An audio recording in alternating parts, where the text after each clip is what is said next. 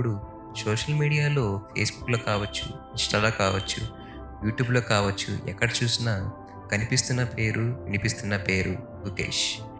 18 ఏళ్ల గుకేష్ దొమ్మరాజు 2024 డిసెంబర్ 12న సింగపూర్‌లోని ఫిడే వరల్డ్ ఛాంపియన్‌షిప్‌లో వరల్డ్ చెస్ ఛాంపియన్‌గా మారి చరిత్ర సృష్టించాడు. అతను చైనాకు చెందిన డింగ్ లెరెన్‌ను 14వ రౌండ్‌లో ఓడించాడు. భారతదేశానికి చెందిన గ్రాండ్ మాస్టర్ అయిన గుకేష్ ఇప్పుడు ఈ టైటిల్‌ను అతి చిన్న వయసులోనే సాధించాడు.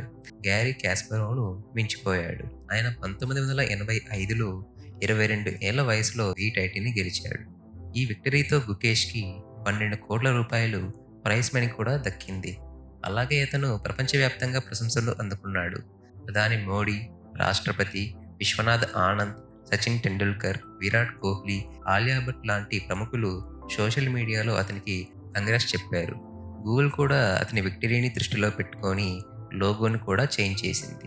ముఖేష్ గేమ్ ఆడుతున్నప్పుడు టోర్నమెంట్ హాల్లో ఎంతో యాంగ్జియస్‌గా ముఖేష్ నాన్న ఎదురు చూస్తూ ఉన్నారు. ఎమోషనల్ కూడా అయ్యారు. ఒకసారి గుకేష్ చెయ్యి ఎలా వణుకుతుందో మీరు చూడొచ్చు. తన అబ్బాయి విక్టరీ గురించి తెలుసుకొని చాలా హ్యాపీగా ఫీల్ అయ్యారు.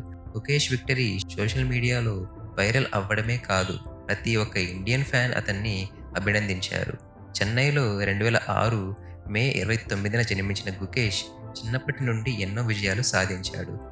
12 సంవత్సరాల వయసులోనే అతను అతి చిన్న గ్రాండ్ మాస్టర్ అయ్యాడు. తన వండర్‌ఫుల్ జర్నీ అతని పేరెంట్స్ యొక్క సహకారంతో సాధ్యమైంది. ముఖ్యంగా అతని నాన్నగారు తన ఉద్యోగాన్ని కూడా వదిలి కలిసి టోర్నమెంట్‌లకు వెళ్ళేవాళ్ళు. ఈ మ్యాచ్‌పై కాంట్రోవర్సీస్ కూడా రైజ్ అయ్యాయి. రష్యన్ చెస్ అఫీషియల్స్ డింగ్ యొక్క ప్రదర్శనను ప్రశ్నించారు. ఏది ఏమైనా కానీ ముఖేష్ విజయంతో భారత్ గర్వపడింది. చెన్నైకి తిరిగి వచ్చిన తర్వాత ముఖేష్‌ను గ్రాండ్‌గా ఫ్లవర్స్‌తో వెల్కమ్ చెప్పారు. కొన్ని వేల మంది అతన్ని ప్రశంసించారు. ఈ విజయం గుకేష్ మరియు భారతీయ చెస్‌కు ఒక చారిత్రాత్మక ఘట్టాన్ని సృష్టించింది. మన దేశాన్ని గర్వపడేలా చేశాడని ఆయనను అభినందించక తప్పదు.